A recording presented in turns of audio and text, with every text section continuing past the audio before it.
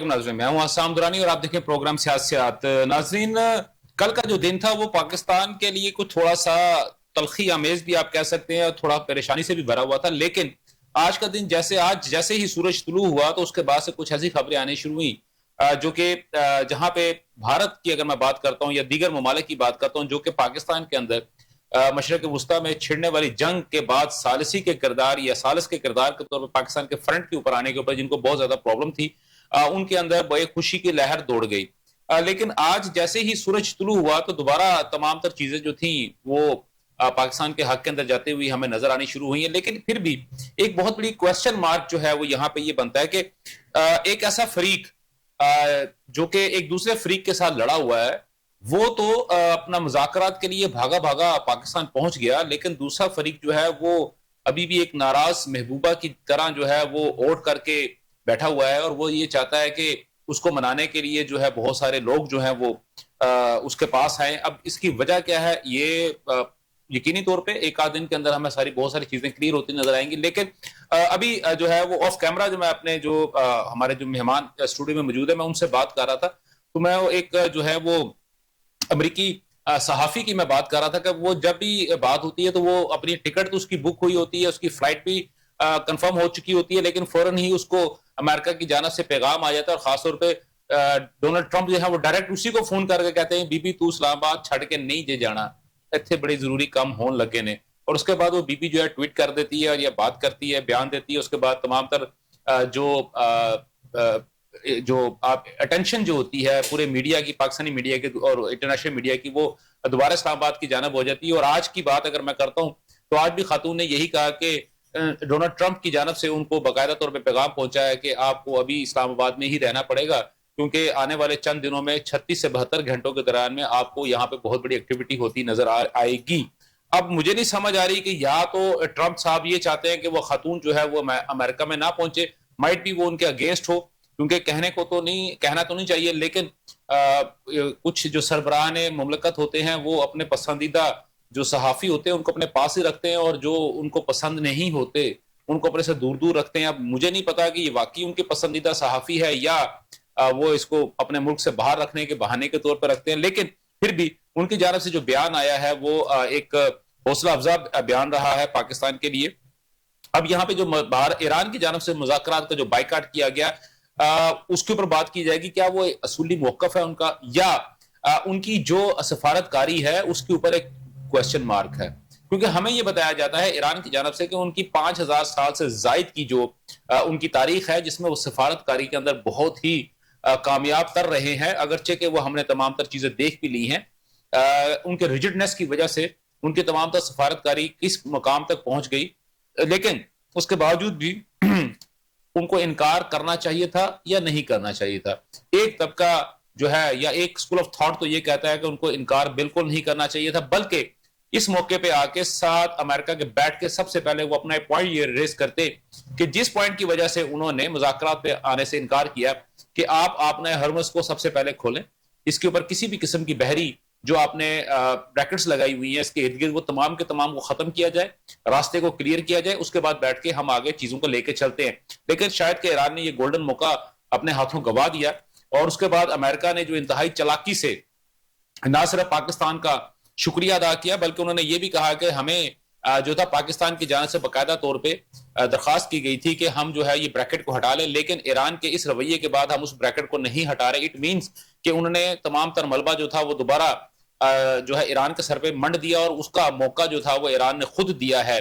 अब यहाँ पे एक देखने वाली बात ये होगी कि अब अगर खुदा न खास्ता ईरान को अगर अपना रिटेलिएट करता है, वो इस खित्ते की किसी भी बहरी जो बंदरगाह है अगर उसके ऊपर वो अटैक करेगा तो लाजमी तौर पे वो जाहरियत के जुमरे में आएगी, ना कि सेल्फ डिफेंस के जुमरे में आएगी। अब ये अमेरिका की एक बहुत बड़ी चाल थी जिसके अंदर शायद वो ईरान फंस गया। अब शायद ये फंस गया या इसके अंदर ईरान की भी अपनी कोई चाल होगी, इस पे भी हम यकीनी तौर पे गुफ्तगू करेंगे। क्वेश्चन बहुत सारे हैं इसी चीज के ऊपर, क्या है, कैसे है, किस तरह है, कहां से आया, कहां को गया, कौन क्या करेगा, कैसे करेगा, किस तरह करेगा, इन तमाम चीजों पर डिस्कस करने के लिए जो है हमारे साथ मौजूद हैं इस वक्त स्टूडियो में। सबसे पहले मेरे साथ मौजूद हैं हसनैन इखलाक साहब तजियाकार है, सीनियर रिपोर्टर हैं, जर्नलिस्ट हैं। सर आपको मैं प्रोग्राम में खुशामदीद कहता हूं। सर उनके साथ साथ हमारे साथ मौजूद है अली अशरफ रता साहब। अली अशरफ रता साहब जो है वो पीएचडी स्कॉलर है और इंटरनेशनल अफेयर्स के ऊपर जो है एक गहरी निगाह रखते हैं। और इनका जो पीएचडी का जो सब्जेक्ट भी था जिसमें इन्होंने किया वो भी इंटरनेशनल रिलेशनशिप और सोशल मीडिया जो मार्केटिंग है उसके हिसाब से, उसके हवाले से। उसके साथ साथ हमें डॉक्टर रिजवान सफदर साहब ने हमें ज्वाइन किया है। रिजवान साहब जो हैं ये भी पीएचडी स्कॉलर है, पंजाब यूनिवर्सिटी में पढ़ाते भी हैं और इंटरनेशनल रिलेशनशिप का ही सब्जेक्ट जो है उस तरह की चीजों को वो ये आगे लेके चल रहे हैं। तो सबसे पहले तो मैं रिजवान साहब आपकी तरफ आपसे मैं प्रोग्राम का आगाज करता हूं। सर, क्या ईरान को मुज़ाकरात में से जिस तरह उन्होंने बाइकआउट किया इस तरह बाइकआउट करना चाहिए था, या जिस तरह मैंने टूटे फूटे अल्फाज में कहा है कि नहीं मौका अच्छा था, बैठते अपनी बात मनवाते और उसके बाद आगे चलते? सर, मेरा ख्याल है कि पहले तो मैं ईरान का मौकफ बताता हूँ। ईरान का मौकफ ये है कि अमेरिका पहले बमबारी कर रहा था, पहले हमले कर रहा था बम्बों से, अब वो माशी हमला कर रहा है। ठीक है, क्योंकि ईरान का बहुत ज्यादा नुकसान हो रहा है और एनालिस्ट ये कह रहे हैं कि ईरान बहुत देर सरवाइव नहीं कर पाएगा अगर इसी तरह ब्लॉकेट जो है वो जारी रहता है। ठीक है। और उसमें से आप देखें कि ईरान का जो ऑयल है उसका 90% जो है वो चीन को जाता है। और अब एक उसमें और भी बात है, अब ईरानी उसमें ये क्लेम कर रहे हैं कि भाई हमारे पास एक फ्लोटिंग स्टोरेज है। फ्लोटिंग स्टोरेज क्या होती है जी, कि इनके जो बहरी जहाज है, बहरी बेड़े हैं, उनके अंदर इन्होंने जो है वो लाखों टन जो है वो स्टोर किया, बैरल जो उन्होंने स्टोर किया, लाखों बैरल जो है वो स्टोर किया हुआ उन्होंने। ठीक है, अब जहां तक आपने बात की, मेरा ख्याल है कि in the end of the day आपने आना तो टेबल पे ही है। हाँ जी। तो अभी आ जाते। तो मेरा तो मौकफ यही है कि उनको टेबल पे आना चाहिए था और टेबल पे आके ये बात करनी चाहिए। अच्छा, अगर बुरा न बनाए, एक मैं सर इसके अंदर एक गिरा डाल दूं सर जी। सर, आपने बात कही कि ईरान का मौकफ यह है कि हम पे पाबंदियां लग रही हैं, ये सब कुछ हो रहा है तो हमारा सर्वाइवल मुश्किल हो जाएगा। सर, कल तक तो ईरान ये कह रहा था कि 47 साल से जायद हमने पाबंदियां भुगती हैं, उसके बावजूद भी हम जिंदा रहे हैं और अब धड़ल्ले से जिंदा रहे हैं। तो सर एकदम ये ट्रंप वाला यू टर्न इन्होंने कैसे ले लिया? सर देखें, ईरान ने अब ना सर, क्या या तो वो पहला वाला बयान झूठा था या ये वाला बयान? सर नहीं, मैं इस पे तो खैर देखें, नैरेटिव की जंग होती है और नैरेटिव की जंग में इस तरह के बयान आते रहते हैं। बिल्कुल ठीक है। मुझे लगता है कि उल्टा पड़ गया ईरान को आबना हुर्मुज़ बंद करना। ठीक है, पहले ईरान ने उसको एज वेपन यूज किया और जाहिर है फिर सीआईए ने और अमेरिका ने अब उसका फिर लंबा और ज्यादा तोड़ निकाल लिया। उन्होंने कहा कि जी आप अगर अपने एरिया में बंद कर सकते हैं तो हम तो फिर सी के मालिक हैं और वो है इंटरनेशनली, जाहिर है वो सी मतलब मानता तो वही है ना, चौधरी तो वही है ना पूरी दुनिया का। तो उन्होंने उसको ब्लॉकेट कर दिया। अब मसला ये है कि ईरान पहले जो हमलों की वजह से, जो इकोनॉमिकली जंग की वजह से पहले ही, और 47 ईयर्स की पाबंदियों की वजह से जो पहले ही माशी तौर पे बहुत बदहाली का शिकार था, जो उसका अब रोजाना का नुकसान होगा, महाना कोई अरबों डॉलर का नुकसान होगा, उसके बाद क्या वो सरवाइव कर सकेगा? तो ट्रंप एडमिनिस्ट्रेशन को ये लगता है कि वो सरवाइव नहीं कर पाएगा। और ट्रंप एडमिनिस्ट्रेशन ये जो ब्लॉकेड है, मैं पहले भी आपके प्रोग्राम में ये कह चुका हूं कि उसको ये प्रेशर टैक्टिक के हिसाब से यूज कर रही, क्योंकि ट्रंप को ये लगता है ये it's not just about negotiation. मैं ये भी क्लियर कर दूं, it's about deal the Trump wants, क्योंकि ट्रंप चाहता है कि वो डील करे ईरान जो मैं चाहता हूं। सर बेसिकली बिल्कुल ठीक है। उसकी रीजन ये है कि जो बैटलफील्ड में उसको नहीं हासिल हो सका वो अब इस टेबल के ऊपर ईरान नेगोशिएशंस पे आने से कतरा नहीं रहा। ईरान इस बात से कतरा रहा है कि हम वो डील नहीं करना चाहते जो ट्रंप डील करता है। तो अगर आप उस शर्त पे आए, लेकिन बहरहाल सर आना तो पड़ेगा ना। आज अभी उसका बयान आया है कि जी अगले 36 से 72 घंटे में इम्कानात हैं। वैसे तो वो पहले भी कहते रहते हैं, बड़े अनप्रेडिक्टेबल हैं, तो पता नहीं क्या होगा। नहीं, लेकिन सर इस दफा जो उसने कहा था वो सर उसका वफद तो पहुंच गया ना सर? अभी वफ्त नहीं आया उसका सर। देखिए मतलब वो तैयार बैठे हैं, वो तैयार बैठे हैं ना, उनका सामान वगैरह तो पहुंच गया ना सर। यहाँ मेरे रफदान साहब वहीं से अपना जो मुनकता हमारा जो सिलसिला होता है वहीं से सर जरा रिज्यूम कीजिएगा। जी सर। मैं ये कह रहा था कि ईरान को 13 अरब डॉलर का नुकसान होगा हर महाना तौर। ठीक है, तो क्या वो बर्दाश्त कर पाएगा? मेरा नहीं ख्याल कि ईरान इतना नुकसान बर्दाश्त कर पाएगा। इसके अलावा उसकी जो गैस और ऑयल के ऊपर जो डिपेंडेंस है वो 80% है उसकी इकोनॉमी की डिपेंडेंस। उसमें से 24% जो है, 25% वो बरामदात से आता है और 90% चाइना को जाता है। तो अगर ये ब्लॉकेड रहता है तो आज जो हमने फ्रस्ट्रेशन देखी है, जो चाइना की जानब से भी हुई है ना सर, उनकी तो, और जो तीन वो जो भी आप उसको कह लें दबे लफ्जों में, तो जो 3 जहाजों पे आज, बहरी जहाजों पे, बेड़ों पे हमले हुए हैं, और इंडिया के 2 जहाज भी सीज हो गए हैं। सीज हो गए हैं, और 2 वो दुनिया की सबसे बड़ी कंपनी है बहरी भेड़ों की, तो ये ज्यादा देर ऐसे चल नहीं पाएगा। ठीक है, नहीं चलेगा। बिल्कुल सही। अच्छा, अपना रता साहब, ये जो चीजें अभी हुई हैं, तो आपको भी पता है, चंद दिन पहले भी बात हुई थी और ऑफ कैमरा भी आपसे बात हुई है, सोशल मीडिया के ऊपर भी इंटरेक्शन आपका और मेरा भी रहा इन चीजों के ऊपर। मैंने सर एक बात कही थी कि मजहबी और जो अस्करी विंग है, वो जो सियासी विंग के हमें मुखालिफ नजर आ रहा है, यानी कि दोनों एक दूसरे के आमने सामने खड़े हो गए। अगर हम बात करते हैं मजहबी विंग की, तो उसको एक्चुअली जो लेके चल रहा है वो कालीबाफ साहब हैं, और हमने उनके बड़े स्ट्रॉन्ग जो हैं वो बयानात हमने सुने भी हैं, देखे भी हैं, पढ़े भी हैं, और हमने बर्दाश्त भी किए अपने, हमारे कानों ने भी बर्दाश्त किया और हमारे आंखों ने भी उनको बर्दाश्त किया। दूसरी तरफ अगर इराकची साहब है जो कि सियासी विंग को रिप्रेजेंट कर रहे हैं, तो सर ये जो इस वक्त सिचुएशन क्रिएट हुई हुई है, तो आप क्या समझते हैं कि ये अस्करी विंग का जो एक पुरतशद्दद जो एक रवैया था, और वो जो दूसरी जानब जो एक मॉडरेटर या मॉडरेट जो थे, अब वो मॉडरेटर वापस यानी कि बैकफुट पे चले गए और ये शिद्दत पसंद फ्रंट पे आ गए सर? अच्छा, इसमें ना मैं 2 चीजें आपके सामने रखना चाहता हूं, और जो भी बात हम डिस्कस कर रहे थे इसके 2 पहलू हैं जी। एक पहलू तो डॉक्टर साहब ने अभी जो बात की है, जिस तरह से उन्होंने इसको नरेट किया, बज़ाहिर वो ठीक लग रहा है, लेकिन इसका एक दूसरा पहलू है, वो ये है कि शायद ये सारा गेम प्लान का एक हिस्सा है। अगर हम नुकसान की भी बात करते हैं कि जैसे ट्रंप साहब ने कहा कि ये $500 मिलियन जो है पर डे जो है इसको लॉस हो रहा है, तो अगर ये उनकी एस्टिमेशन है या कैलकुलेशन है, तो उनकी कैलकुलेशन पहले भी गलत थी और अभी भी गलत है। ठीक है, मैं अभी भी आपको कह रहा हूं कि गलत है। अगर ये जंग कंटिन्यू होती है तो Iran same capacity, same targeting और सेम जो पहले वो कर रहा था, अगले 6 महीने तक वो कर सकता है। उसके पास इतनी कैपेसिटी है, अभी अगले 6 महीने वो जंग लड़ सकता है। ठीक हो गया। और जहां तक रहेगी इकोनॉमी का लॉस, तो हमें ये देखना है कि जो उसका लॉस हो रहा है उसके कंपैरिजन में दुनिया का कितना लॉस हो रहा है। ट्रिलियंस में हो रहा है, ट्रिलियंस में हो रहा है। अगर लेट्स सपोज उसकी बात को मान भी लिया जाए कि 10-12 अरब डॉलर पर मंथ हो रहा है, तो दूसरी तरफ जो दुनिया का है वो 2.5-3 ट्रिलियन डॉलर पर मंथ का लॉस कौन बर्दाश्त करेगा? ठीक है, तो वो चीज जो है आप देखिए कि अगर वो चौधरी है, तो चौधरी हमेशा जो है वो दानिश से काम लेता है। वो ये देखता है कि लॉस नहीं होना चाहिए दुनिया का, वो ये देखता है कि दुनिया में सुकून होना चाहिए, अमन होना चाहिए, कारोबार होना चाहिए। तो उस लिहाज से मेरा ख्याल है कि ईरान जो है अभी भी विनिंग पोजीशन पे खड़ा हुआ है, उसको कोई परेशानी नहीं है। हाँ, दूसरी तरफ जो सबसे बड़ा लॉस है वो अमेरिका का है।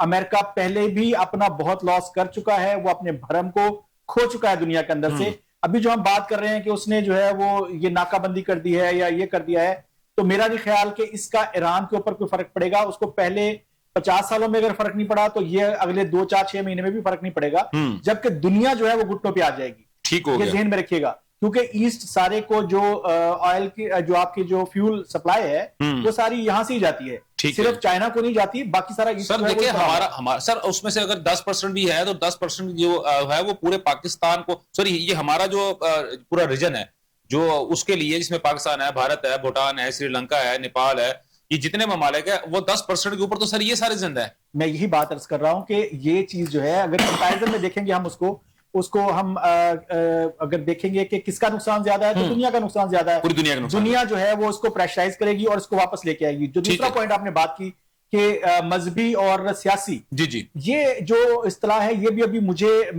डाइजेस्ट नहीं हो रही है फ्रेंड, क्योंकि मुझे लग रहा है कि अभी तक जो उनकी सेंट्रल ऑफ ग्रेविटी है वो मजहबी कुव्वतें ही हैं। बिल्कुल, अभी तक जो सियासी कुव्वतें हैं या ना तो उनका उतनी स्टैंडिंग है ईरान के अंदर, ना ही उतनी फॉलोइंग है उनकी, और जो फौजी क़यादत है ना ही उनकी फॉलोइंग है। हाँ। और दोनों साइडों पे जो ऊपर की लीडरशिप है वो मर चुकी है।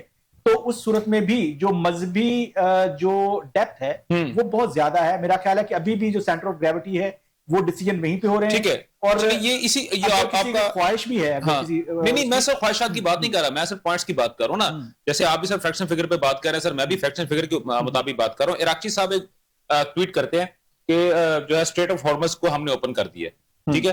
वेरी नेक्स्ट जो होता है वो कालीबाफ साहब का बयान आता है, वो कहते हैं कि यार उन्होंने वैसी ट्वीट कर दी होगी, नहीं भाई वो हमारे कब्जे में है। सर इन चीजों को सामने रखते हुए मैं बात कर रहा हूं। ये चीज जो है ना, यहाँ पे मैं आपको बात बताऊं, आपको पता है कि हम पहले भी आपके प्रोग्राम में ये बात करते रहे हैं कि जो उनकी वॉर स्ट्रेटजी है वो डिसेंट्रलाइज हो चुकी है।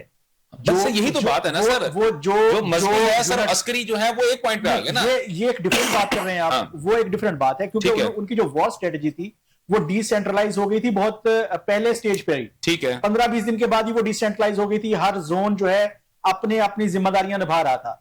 अब वो जो डिसेंट्रलाइजेशन है उसकी वजह से हो सकता है कि जो भी आप बात कर रहे हैं वो उस मिसकम्युनिकेशन की वजह से, या आप ये कह रहे हैं वो अनगाइडेड मिसाइल के तौर पे काम कर रहे हैं। एग्जैक्टली, आप अनगाइडेड की कह लें या उनको कहें कि वो डिसेंट्रलाइज है, या आप कहें कि वो सेल्फ रन मशीन्स बन गई हैं। ठीक हो गया, तो वो जो भी आप उसको नाम दे दें, ठीक है। तो एक्चुअल में मेरा ख्याल है कि ये रीजन है इसकी वजह। हसनैन भाई, हमें ये बताया जाता है कि अभी जिस यहाँ पे बात कर रहे हैं, तो यहाँ पे अभी दोनों जानब से अगर देखते हैं तो हमारे जो दोनों पार्टिसिपेंट्स हैं उनके अगर मैं पॉइंट्स को निकालता हूं बाहर, तो उसमें जो चीज हमें नजर आएगी वो यही है कि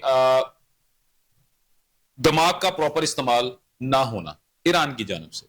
ठीक है, पॉइंट्स को हम लेते, हम मौके के ऊपर चौका मारते, मौके के ऊपर प्रॉपर अपना बैटिंग करते, मौके के ऊपर अगर हम बॉलिंग अगर उनके पास थी तो प्रॉपर तरीके से अपने बॉलर्स को यूज करते, फील्डर्स को यूज करते, तो ऑटोमेटिकली दूसरे बैट्समैन को आउट कर सकते थे। या बैटिंग इस तरीके से करते कि उनका फील्ड जितनी रिस्ट्रिक्शन थी सारी की सारी उड़ा के मार देते। सर वो 5000 साल की सफारतकारी किधर गई सर? उनका बयान है सर, मेरा नहीं है। अच्छा, ऐसे है आसान साहब, सबसे पहले तो जो है वो मैं ये बताऊं कि चालाक होने का ये मकसद नहीं है कि आप अक्लमंद भी हैं सर। और नाजरीन, ये इन्होंने कहा, मैंने नहीं कहा। दूसरा जो है वो ऐसे है कि इस वक्त जो अगर आप कुल्ली नक्शा जैसे दोस्तों ने भी आपके सामने खींचा, जी जी, इस वक्त जो मेरी मालूमात हैं बतौर रिपोर्टर के, जी जी बिल्कुल, वो यही है कि ईरान भी जो है वो मुआहदा करना चाहता है, अमेरिका भी मुआहदा करना चाहता है। बिल्कुल ऐसे। तो क्या वजह है कि मुआहदा नहीं हो पा रहा? सबसे पहले तो जो है वो हमें इस बात को समझना चाहिए कि क्या वजह है। जब हम ये बात सब इस बात को तस्लीम करते हैं कि दोनों साइडें जो है वो मुआहदा करना चाह रहे हैं लेकिन उसके बावजूद वो मुआहदा नहीं कर पा रहे, तो उसकी क्या वजूहात है? मेरा अपना जो है वो अंदाजा कह लीजिए, कुछ मालूमात कह लीजिए, वो ये है कि अमेरिका की तरफ से तो अगर कोई कुव्वत उस पे जो है वो असरअंदाज होती है वो है इसराइल। ठीक है। और ईरान के अंदर जो है वो जिसे हम पासदारान इनकलाब कहते हैं, जी बिल्कुल ठीक हो गया, उनकी वो है। अभी दोस्त जो है वो इस हवाले से कह रहे थे कि वहां पे शायद मजहबी उनको जो है वो हासिल है। बिलाशुबा हम मुसलमान तमाम के तमाम ही जो है वो मजहबी हैं बुनियादी तौर पे, चाहे कोई भी है, वो हम बन जाते हैं। नंबर 2, इस वक्त वहां पे जो है वो पुज़ेशकियान साहब जो है वो सदर है, बिल्कुल है। उनको जो है वो इस्लाह पसंदों का कह लीजिए कि चेहरा माना जाता है। तो मेरा ख्याल है वो ईरान में उन्हीं लोगों ने उनको ज्यादा वोट दिए जो इस्लाह चाह रहे थे, इस्लाह पसंद थे, जो ईरान की जो टोटल सियासी सूरत में वो इस्लाह चाह रहे थे। हमने वहां पे देखा कि वहां पे जो है वो मुख्तलिफ किस्म के प्रोटेस्ट भी हुए। जब कौमें किसी लड़ाई की उसमें पोजीशन में जाती हैं, चाहे कोई भी हो, कोई कौम भी हो, ये ईरान के हवाले से स्ट्रेंथन हो जाती हैं, वो मुत्तहिद हो जाती हैं। अब जब वो इस वक्त जो है वो ईरान की अगर हम बात करेंगे तो आम आदमी आपको वही बात करता नजर आएगा जो कोई भी एक एक्सट्रीमिस्ट जो भी होंगे, एक्सट्रीमिस्ट नहीं, एक्सट्रीम उसमें फंसे हुए, कॉन्फ्लिक्ट में फंसे हुए किसी मुल्क के शहरी जो है वो बात कर सकता है। अब हमें ये उम्मीद रखनी चाहिए कि इस तमाम मामले को जो है वो कितनी जल्दी जो है वो होगा। मैं आपको बताऊं, ये जरूरी नहीं है कि ये आबना हुर्मज जो है वही कोई दुनिया में आखिरी रास्ता है जहां मैं आपके मैंने आपसे गुजारिश की है कि आबना हुर्मज तो दुनिया में आखिरी आबी गुजरगाह नहीं है। ठीक है। जब ममालिक देखते हैं कि नेसेसिटी ऑफ मतलब mother of invention, invention is the mother of necessity, हाँ जी ठीक है ना, तो वो जब जरूरत पड़ती है तो लोग अपने लिए मुख्तलिफ चीजें इजाद कर लेते हैं। ठीक हो गया सर, यही पॉइंट जो है ना मैं लेके आगे चलता हूँ सर। जैसे इन्होंने बात की है सर सऊदी अरब ने ऑलरेडी, जो आपको पता है कि पूरे का पूरा एक वो पाइपलाइन उनके पास तैयार पड़ी हुई है, ऐसे ही है। उसके ऊपर वो आ जाएंगे, वो इस साइड से नहीं करेंगे, वो दूसरी साइड से कर देंगे।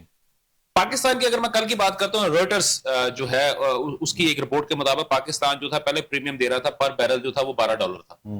अब जो है आजकल के जो मसाइल पैदा हुए हैं इसमें वो प्रीमियम की जो मिकदार है वो 12 से बढ़ के $34 पर बैरल हो चुकी हुई है, यानी कि ऑलमोस्ट 3 टाइम्स हो गया हुआ है। 3 गुना महंगा हम फ्यूल हमें खर्चा पड़ रहा है उसके ऊपर। तो इसका मतलब ये है कि अगर हम $100 अब 80 का भी ले लेना तो उसमें 34 आप ऐड कर लें तो इसका मतलब है आप 100+ पे आप जा रहे हैं। ठीक हो गया। हमारे यहाँ पे होता है कि हम वो कहते हैं वहां पे तो $80 पर बैरल मिल रहा है, आप उसको मल्टीप्लाई करते हैं, नहीं जी भाजन इतने पेट्रोल जड़ा वो ₹50 होगा तो डीजल जड़ा ₹80 होगा। हम तो यही बात करते हैं ना, तो दरमियान में चीजें हम उसके ऊपर नहीं जा रहे होते। जो इंश्योरेंस कॉस्ट होता है सर वो भी 3 गुना बढ़ चुकी है। हमारी पॉलिटिकल अवेयरनेस का हिस्सा ही नहीं है। नहीं, वो पॉलिटिकली सिविक सेंस की बात करते हैं सर, उसको हम उसको सिविक सेंस के ऊपर लेके आते हैं, क्योंकि जब जिस इलाके में रह रहे हैं हम उसको नहीं साफ कर रहे तो हम बाकी चीजों को एहसास क्या करेंगे ना सर। हमने लाइट जलाई रखी है तो सारी रात जलती रहेगी, दिन को भी चलती रहेगी यार, वो आएगा वो बंदा खुद ही बंद करेगा। ठीक है, तो सर ये जो बात हो रही है यहाँ पे, अगर हम ये सारी चीजें भी कर लेते हैं, हो गया, तो पाकिस्तान इस वक्त तो एक ताड़ लगा के बैठा हुआ था कि मामला ठीक हो जाएंगे तो ईरान से पाइपलाइन आ जाएगी, हमारे भी कुछ दलिद्दर दूर हो जाएंगे। उर्दू का लफ्ज है ना सर, दलिद्दर दूर होना, दलिद्दर दूर हो जाएंगे। तो सर वो तो फिर हमें होते हुए नजर नहीं आ रहे सर। देखिए मैं तो इसी दिन का इंतजार कर रहा हूँ कि इनकी सुलह हो, ईरान से पाबंदियां उठें, जो तफ्तान तक एक पाइपलाइन बिछी हुई है उस तक पाकिस्तान भी पाइपलाइन बिछाए अपनी, तेल भी उधर से आए लीगल तरीके से। एक ही पाइप में से तेल भी आ जाएगा, गैस भी आ जाएगी। हाँ चलें जैसे भी आप कह लें, तो गैस उधर से आए, ऑयल भी आए हमारे पास, और हमें सस्ता मिले। ठीक है, मैं तो यकीन करें इस दिन का इंतजार कर रहा हूँ कि इस कौम के लिए अगर कुछ हो। पाकिस्तानी भी और पाकिस्तान मेडिएशन भी वन ऑफ द रीजंस यही थी कि हम इसलिए मेडिएट कर रहे हैं कि हमारा नुकसान ना हो। हम इसमें सारे में दो हाथियों की नहीं, दो मुल्कों दो सांडों की लड़ाई में पौधों का बुरा हाल है सर। सीधी सीधी बात कर लें आप, ज्यादा इसमें हम इतना भी हमें सर साफ लफ्ज नहीं बोलने चाहिए। सही है। तो मेरा मकसद है कि पाकिस्तान नुकसान होना है, जो अमेरिकियों का भी नुकसान होना है, मिड टर्म भी होने वाला है। लेकिन अगर हम ये कहना कि जितना नुकसान अमेरिकियों का हो रहा है, ईरानियों का हो रहा है, उतना ही अमेरिकियों का हो रहा है, तो मेरा ख्याल है ये खाम ख्याली होगी। अमेरिकियों का नुकसान हो रहा है लेकिन वो बर्दाश्त करने नहीं सर, उसके पैसे तो सऊदी अरब दे देगा ना सर, कैपेसिटी में है ना, पे ऑफ कर देगा सर। वो यूएई दे देगा, सऊदी अरब नहीं सर, यूएई नहीं देगा, यूएई ने तो खुद मांग लिया, उन्होंने कहा पाजन मुर्शिद जांदी करो, मेरे तो बुरे हाल हो गए, उसने बेल आउट मांग लिया ना सर। यूएई भी बिजनेसमैन है ना, वो तो नहीं उनको देगा, नहीं देगा। तो मेरा ख्याल है कि हमें वो मायूस नहीं होना चाहिए। अच्छा, पाकिस्तान मायूसी गुनाह है सर, लगा हुआ है और नौशिता दीवार है सर। मुआहदा होगा, ये देखिए कितनी देर तक लंबा चलेगा, ये ज्यादा देर तक लंबा नहीं चलेगा। अच्छा रता साहब, ठीक है, पाकिस्तान को फायदा। अच्छा रता साहब, मेरी ना आज वो जो है ये तेहरान जो न्यूज है उनसे भी, जो उनके कोरेस्पोंडेंट है, मेरी उनसे भी बात हुई, और इरना न्यूज के जो है मेरी उनसे भी बात हुई, लेकिन बावजूद मेरी कोशिश की सब वो टीवी पे नहीं आए। उन्होंने कैटेगोरिकली इनकार कर दिया कि नहीं भाई हम टीवी पे नहीं आएंगे, क्योंकि हम जो है सिर्फ और सिर्फ अखबार के नुमाइंदे हैं। लेकिन बाद में मुझे एहसास हुआ कि वो जो बात कर रहे थे बेसिकली वो उस पॉइंट को अपना डिफरेंट नहीं कर पा रहे ईरान की इन चीजों को, शायद इस वजह से वो नहीं आ रहे। तो फिर मैंने बातों में जब उनसे बात की तो ये बात कंफर्म हो गई कि जो डिले आ रहा है वो शायद इसको कंफर्म ये नहीं कर। लेकिन उन्होंने ही बातों में ये बात कही है, तेहरान वालों ने भी और इरना वालों ने भी, कि जैसे मुज़ाकरात चल रहे हैं, अंदर खाते चीजें चल रही हैं। चलिए आज एक और आपके सामने सर, आप खरी बताइए, आपकी चिड़ेल है, आपकी वो चिड़िया है, तोता कबूतर, क्या चीज है? अच्छा, वो जो चीज जो भी है सिर्फ एक फैक्चुअल एनालिसिस है। हाँ। उसकी समझ लेके उसको डायग्नोज करके जो भी हम कंक्लूड करते हैं वो चीज मैं आपके सामने रख देता हूँ। मेरा ख्याल है कि मुज़ाकरात से अगली स्टेज पे है कहानी, और इस वक्त जो है सिर्फ कंक्लूजन लिखा जा रहा है, यानी कि फैसला हो गया हुआ है, अब एक वो डिटेल फैसला लिखा जाएगा। सारा जो सिनेरियो था, जो स्टेज था, उसका जो कंक्लूजन है वो अब लिखा गया है, और उसको सिर्फ एग्जीक्यूट किया जा रहा है। ठीक है। और वो लिखा किस तरह गया था कि फेस सेविंग जो है दोनों मुल्कों को किस तरह दी जाएगी। मुज़ाकरात चल रहे थे, और उसी दौरान जो है अचानक से जो है वो अमेरिका को याद आता है और वो एक ईरानी जहाज को तबाह कर देता है।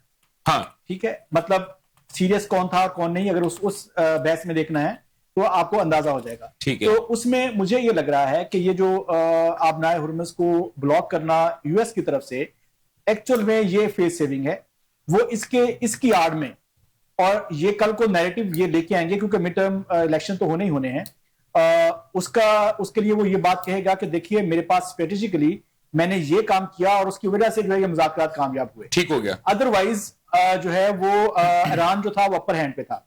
दूसरी बात जो है कि जैसे अभी मेरे पैनलिस्ट दोस्त ने कहा है कि अमेरिका का जो है नुकसान हो रहा है और उसका कम हो रहा है, शायद ऐसा नहीं है। अगर हम फैक्चुअली देखें तो इस वक्त $39 ट्रिलियन का मकरूज है अमेरिका। उसकी अपनी इकोनॉमी का टोटल साइज 23-24 ट्रिलियन डॉलर है, मतलब वो ऑलमोस्ट डबल उसके कर्जे में है। अगर ये लॉन्ग चलता है तो ईरान तो शायद सर्वाइव कर जाएगा, अमेरिका का सर्वाइवल मुश्किल हो जाएगा। ये एक सिंपल बात बता रहा हूं सर, झटके की बात सर, रीजन बात सर एक मिनट, इसी को अगर झटके तरीके से कहना कि गांव में रहने वाला है वो बगैर बिजली के बगैर पानी के रह लेगा, शहर में रहने वाला बिजली पानी के बगैर मर जाएगा। ये बात करें ना, झटके तरीके से आपसे कि देखिए किसी भी ऑर्गेनाइजेशन को, किसी भी सिस्टम को चलाने के लिए उसका एक एक्सपेंस होता है। आप देखिए कि 50 साल के अंदर ईरान के सिस्टम ने वो इस कदर रेजिलियंस हो चुका है वो सिस्टम कि वो अगर और भी टूटेगा तो वो इसको सरवाइव कर जाएगा। लेकिन अमेरिका जो है, जिस तरह आपने कहा कि वो याशियों में रहने वाला मुल्क है, वो याशियों में रहने वाली सोसाइटी है, वो कहते हैं जी हम दुनिया की फर्स्ट सोसाइटी है, हम दुनिया का सबसे बेहतरीन लोग हैं, हम जो अमेरिकन हैं। तो अगर उनके ऊपर ये टाइम आया तो क्या वो सर्वाइव कर सकेंगे? नहीं कर पाएंगे, क्योंकि उनकी आदत ही डेवलप नहीं हुई है। सही है। और ये बात भी आपको पता होगी क्योंकि आप भी मेरी तरह जो है वो एक गांव से ताल्लुक है सर दोनों का। आपको पता है कि चौधरी साहब जो होते हैं ना, वो जब तक चपेट मारते हैं उनको मजा आता है। लेकिन चौधरी साहब को अगर वो 10 मारते हैं, एक भी पड़ जाए ना, तो चौधरी साहब को दर्द जो है वो कई गुना ज्यादा होता है, क्योंकि वो मारना उनको पता होता है कि मैंने मारना है, सिर्फ कभी मार खाने का नहीं पता होता सर। तो ये जो चीज है इस वक्त अमेरिका के लिए ये हुआ है कि चौधरी साहब आगे थे भाग के, वो समझे कि वेनेजुएला है, वो समझे कि वियतनाम है, वो समझे कि इराक है, वो समझे कि वो क्या कहते हैं आपका जो है अफगानिस्तान है सर, अफगानिस्तान है, लेकिन आगे से निकला है ईरान। सर मिस्र का देखें ना, ईरान का देखें और लीबिया का देखें, ईरान में हर जगह तो सर बगैर किसी प्रॉब्लम के वो गए। वो चीज जो है वो उससे बहुत बड़ी मिसकैलकुलेशन हुई। अभी भी अगर वो अभी भी इसको कंटिन्यू करता है तो वो मिसकैलकुलेट करके करेगा, वो मार खाएगा। लेकिन मेरी इतलात ये है कि, या मेरी एनालिसिस ये है कि ये सिर्फ जो स्क्रिप्ट लिखा हुआ है उसकी एग्जीक्यूशन चल रही है। ये चंद दिनों में सर मुझे पता लग गया, ये आपके एनालिसिस नहीं है सर, मुझे आपके सोर्स का पता लग गया है। आपको इतला कहां से मिलती है? वो जो अमेरिकन कंपनी सर जो है वो यकीनी तौर पे सर आपको इतला सारी पहुंचा रही है। वो चीज जो है आप एग्जीक्यूशन अगले 2-4-5 दिन के अंदर आपको ये चीजें जो है वो खत्म। इसका मतलब ये हुआ कि ट्रंप ने ये कहा कि 72 घंटे के बाद, मतलब ये जुमे वाले दिन, यस सर पॉसिबिलिटी है ठीक हो गया। अच्छा एक ब्रेकिंग न्यूज आ गई है, मैं वो बता दूं। जी सर, ट्वीट आ गया है अंदर ही, आपको पता है वो ट्वीट बड़े करते हैं ट्रंप साहब सर, वो दिन में 19 ट्वीट करते हैं, वो सारे झूठे निकलते हैं। चले खैर एक आदि अच्छा होता है। आप बात कर रहे थे तो मैंने कहा कि उसी का रेफरेंस दे दूं। उनका ट्वीट ही आया है कि जो 8 खवातीन को हैंग कर रहे थे आज ईरान में, वो अब नहीं हो रहे सर। वो 4 को अभी छोड़ रहे हैं। हाँ जी और 4 को 1 महीने की सजा देने के बाद। सर मैं वही बात शुक्रिया अदा किया है सर, बिल्कुल यकीनी तौर पर मैं जो बात ठीक हो गई, बात तो ठीक होगी ना सर। देखिए वही मैंने क्या कहा है सर, ये नाजरीन, ये जो हमारे रता साहब है ये ऐवी बातें बुतें करते हैं कि ये कैलकुलेशंस करते हैं, कैलकुलेशंस नहीं करते। इनके पास पक्की रिपोर्टा होंगी ने, बरारो रख के गाने वाली हैं। तो ये सर अमेरिका से इनके डायरेक्ट ताल्लुकात है। ये बेसिकली अमेरिकन पेरोल के ऊपर हमारे साथ इस वक्त मौजूद होते हैं। बदनाम अच्छा जी हसनैन भाई। सर देखिए, जिस समय अब ये जो अभी बात हुई है, ट्रंप साहब ने बकायदा तौर पे एक ट्वीट की और उसमें 8 खवातीन की, बल्कि वो ट्वीट कहीं और से हुई थी, ठीक है, उनको उन्होंने रीट्वीट किया। बेसिकली फरमाइशी ट्वीट थी जिसको कि ट्रंप साहब ने ट्वीट करना था। ये तो अब हमें भी अंदाजा हो गया सारी चीजों का कि कौन सी चीज कैसे चलती है। तो वो 8 खवातीन की तस्वीर थी, जिसके बाद सोशल मीडिया के ऊपर ही एक प्रॉब्लम जो है वो क्रिएट हो गया था कि यार इनमें से सिर्फ एक खातून जो है वो जानी पहचानी है, बाकी हमें आर्टिफिशियल लग रही है। मतलब उन्होंने कहा कि एक खातून है जो कि ईरान की जेल के अंदर मौजूद है इस पर, और बाकी जो है वो मौजूद नहीं है। माइट भी ये उसी तरह की एक फरमाइशी चीज हो। और एक जैसे पाकिस्तान के अंदर, इंडिया के अंदर जब अफगानिस्तान की वार हो रही थी, यहाँ पे ये प्रॉब्लम चल रहे थे, वो बहुत सारी हमें इस खबरें और तस्वीर मिलती रही है। तो सर ये तो हो गया, ट्रंप साहब ने एक ट्रॉफी और अपने पास ले ली। कौन सी? कि जी उन्होंने ट्वीट किया 8 में से 4 को वो छोड़ रहे हैं, 4 को वो फिर भी लगा देंगे, यानी कि बकौल उनके 4 को फांसी लगा देंगे। अब वो कब लगाएंगे ये बात की बात है।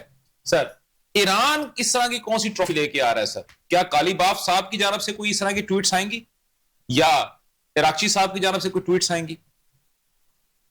देखें इस वक्त जो है वो ईरानी जो तमाम के तमाम है, उनकी एक कोशिश है कि इस मुज़ाकरात से क्या हासिल किया जा सकता है ज्यादा से ज्यादा। ठीक है।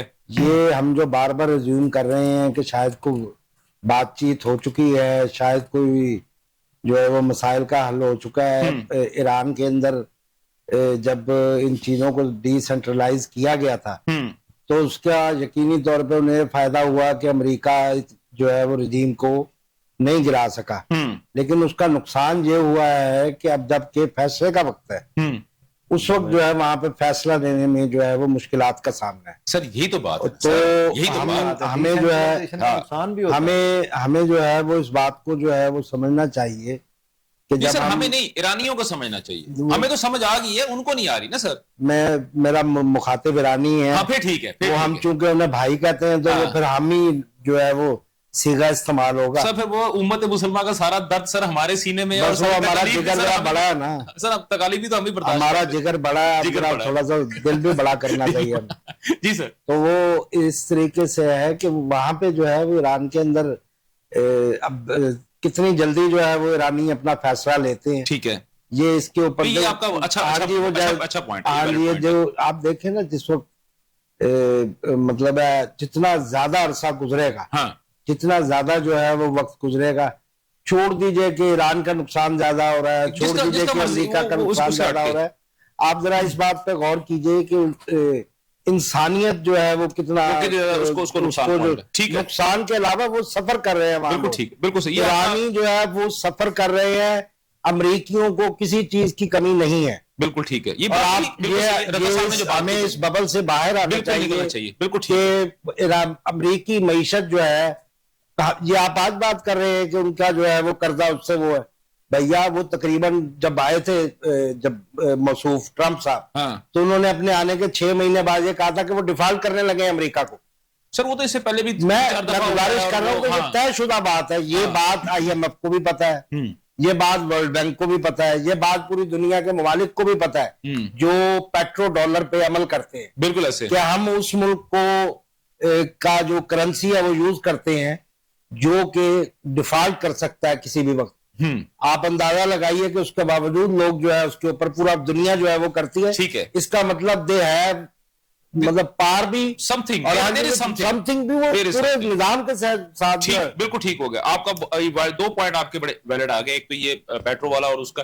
अच्छा अभी रिजवान साहब कहा ये जा रहा है, बल्कि मैंने देखा है और बड़ा क्लोजली मैंने इसको देखा है कि जैसे ही हालात को थोड़े नॉर्मल थे ईरान के, तो रजीम के खिलाफ बगावत शुरू हो गई और टका के बगावत हुई, बड़े सारे बंदे पकड़े भी गए और इन्होंने टका के उसको कुचला भी। लेकिन कुचला कब है सर? ये पॉइंट सर जरा इसको मैं जरा पूरा कर दूं। जैसे ही ट्रंप साहब ने जैसे ये ट्वीट करने शुरू किए हैं, जैसे अभी भी कर रहे हैं, इधर उधर के बयान देने शुरू कर दिए, उसके फौरन बाद क्या हुआ, कौम को जो दरमियान में एक हल्का था उसने कहा कि यार इसका मतलब है कि वो यूज हो रहे हैं, तो फौरन जो है वो चीजें क्लियर होनी शुरू हो गई। लेकिन सर अब अगर हालात इस वक्त, क्योंकि जंग शुरू होगी, उसके बाद उन्होंने हमला भी कर दिया, जब हमला किया तो फिर ऑटोमेटिकली जो बची सर चूंटियां हैं सर वो सारी मुत्तहिद हो गई। ये तो फिर इंसान है ना सर।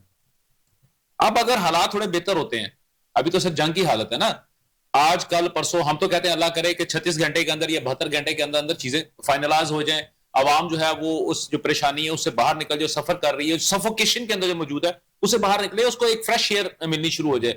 तो सर क्या आपको, मुझे तो फियर है कि वही जो रजीम चेंज वाला प्रॉब्लम है वो कहीं दोबारा होता हुआ नजर आ रहा है सर? नहीं, मेरा ख्याल है उसके चांसेस इसलिए कम हो जाएंगे कि अभी सर ने जो बात की थी, मेरा ख्याल है हसनैन भाई ने कि जब जंग होती है और जंग मुसल्लत होती है तो उस वक्त सारी कौम मुत्तहिद हो जाएगी। ठीक है। और ये अगले कोई कुछ महीने कम से कम, जब जंग बंदी हो जाएगी, कुछ महीने तो कम से कम ये बड़े मुत्तहिद रहेंगे। ठीक है। और इसी खुशफहमी में या खुशी में जो भी आप कह लें, उसको स्टेट ऑफ इफोरिया जो रहेगा इनका, उसमें रहेंगे कि भाई हमने अमेरिका को, दुनिया के सबसे बड़े चौधरी को मारा है, और राइटली सो कि वो उसमें रहेंगे। अच्छा, फिर एक ये भी होता है दुरानी साहब के हम पाकिस्तान में क्या कंज्यूम कर रहे हैं, हम तो खुद मीडिया के बंदे हैं तो हमें पता है।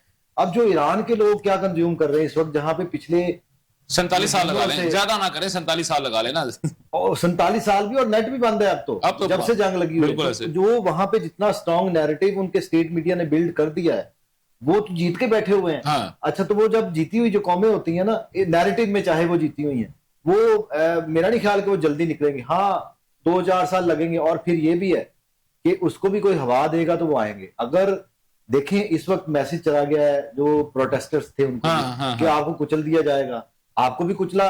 देखें अब हमने अमेरिका के साथ भी ये कर दिया है, तो अब आप किसी के पास चांस नहीं मिलेगा। It will take some time, it would take some time, it would take, ठीक हो गया, नॉट बी पॉसिबल, ठीक हो गया। अच्छा अभी रता साहब ये तो चले हो गया पाकिस्तान की। अगर मैं देखता हूँ पूरी जंग के दौरान में अगर हम देखते हैं नैरेटिव को, अगर देखते हैं पाकिस्तान को, तो सर मुझे दो चार चीजें जो कि मैं आपके साथ डिस्कस करना चाहूंगा, तमाम के तमाम सर कुछ नताए जो थे वो हमने अखज किए। सबसे पहले ये था कि हम लोग जो एक दहशतगर्द मुल्क के तौर पे हम लोग सबके सामने थे, हमारे पर टैग लगा था, स्टिग्मा था, वो सर जो हमने उसको खत्म किया।